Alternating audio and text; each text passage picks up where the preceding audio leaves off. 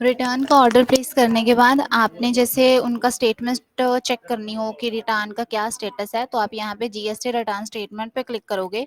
यहाँ पे आपके पास अगर ऑर्डर की ट्रांजैक्शन आईडी है तो आप सिंपल यहाँ से सर्च कर सकते हो। इन केस नहीं है तो आप मोबाइल नंबर से भी, ऑथराइज नेम से, जीएसटी नंबर से, एंटिटी नेम से यहाँ पे बैक डेट डाल के टिल डेट तक यहाँ पे सबमिट कर सकते हो, मेंशन करके मोबाइल नंबर जो जिस भी आप वे से आप सर्च कर रहे हो। हमारे पास जैसे ट्रांजेक्शन आईडी है तो आप यहाँ पे ट्रांजेक्शन आईडी से सर्च कीजिए। ये आपके पास जो है डिटेल जो है फुल फ्लैज ओपन हो जाएगी, जो भी आपने हमें ऑर्डर जो है सबमिट किया उसमें। अगर आप यहाँ पे देखो स्टेटस अगर कंप्लीट है तो आपको रिसिप्ट अटैच हो जाएगी, जो भी आपके रिटर्न है उसकी कॉपी आ जाएगी। अगर टैक्स पेमेंट हुई है तो चालान भी यहाँ लगा होगा। और अगर जैसे यहाँ पे ऑन होल्ड है, कोई ऑब्जेक्शन है, तो आप गेट नोट्स चेक करोगे सबसे पहले ऑन होल्ड क्यों आ रहा है। जैसे यहाँ पे है योर टैक्स पेबल इज 200, जैसे हमको यहाँ पे टैक्स पेमेंट की ऑब्जेक्शन लगी है। अब इसके आप दो ऑप्शन है आपके पास। आप ऑब्जेक्शन को करेक्शन में कर सकते हो। ओके, आप सेल की करेक्शन या परचेज की करेक्शन, बेसिक सी करेक्शन आप किसी भी करेक्शन में कर सकते हो। सेल करेक्शन में आप जैसे यहाँ पे मेंशन कर दो कि अगर आपने मनी पोर्टल से डिडक्ट करवानी है अपने वॉलेट से, तो आप यहाँ पे मेंशन कर दो कि 200 जो टैक्स पेमेंट है मेरे वॉलेट में से डिडक्ट हो जाएगा। जो भी आप जैसे भी आपको ठीक लगे आप यहाँ मेंशन कर सकते हो। अगर कोई फाइल वगैरह कुछ है वो भी आप अपलोड कर सकते हो, कुछ हमें अगर आपने शेयर करना है।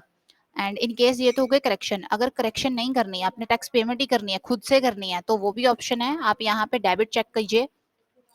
डेबिट में आप यहाँ पे रिटेलर अमाउंट आएगी, जैसे जो भी आपकी जैसे यहाँ पे टैक्स पेमेंट बन रही है तो आप यहाँ पे टैक्स बता दो कितना है एंड रिगार्डिंग किस पर्पस के लिए आप पेमेंट कर रहे हो। रिमार्क्स में भी आप मेंशन कर दीजिए किस रिगार्डिंग पेमेंट हो रही है एंड देन सबमिट कर दीजिए। इससे आपकी मनी जो है पोर्टल से डायरेक्टली जो है वॉलेट से डिडक्ट कुछ होएगी और हमें जो है वो पेमेंट रिसीव में ऑर्डर आ जाएगा एंड देन प्रोसेस हो जाएगा। और इस डेबिट से जो आपने पेमेंट करी है वो आपको व्यू लॉग्स में आप चेक भी कर सकते हो। यहाँ पे आपने कब किस तारीख को मतलब कौन सी पेमेंट किस रिगार्डिंग करी थी, वो आप आपको डिटेल जो है वो यहाँ पे डिस्प्ले हो जाएगी।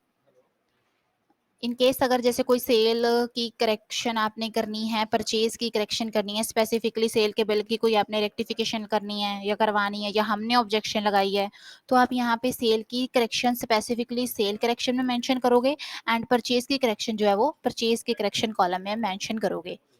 और वो करेक्शन हमारे पास जैसे हम हमारे पास एक्सेप्ट होगी तो वो ऑर्डर जो आपका प्रोसेस हो जाएगा। इन केस अगर आपका ऑर्डर कंप्लीट हो गया है, जैसे हमारे पास एक जैसे कंप्लीट ऑर्डर है, ठीक है, इसका स्टेटस कंप्लीटेड आ रहा है, आपको कोई इसमें डिस्प्यूट है, आप जैसे कोई रिटर्न का कोई आपकी अमाउंट मिसमैच आ रही है, जहां आपने जो ऑर्डर में डिटेल्स दी थी एज पर रिटर्न वो जैसे वो नहीं, वो मैच नहीं हो रही है आपके ऑर्डर की और रिटर्न की, तो इसका आप डिस्प्यूट यहाँ पे रेज कर सकते हो।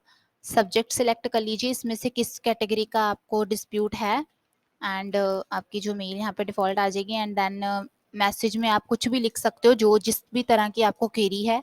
कोई आपने यहाँ पे फाइल चूज करनी है तो आप वो भी यहाँ पे नॉर्मली कर सकते हो। ठीक है, तो सबमिट कर दीजिए, ये डिस्प्यूट भी आपको जो है रेक्टिफाई हो जाएगा।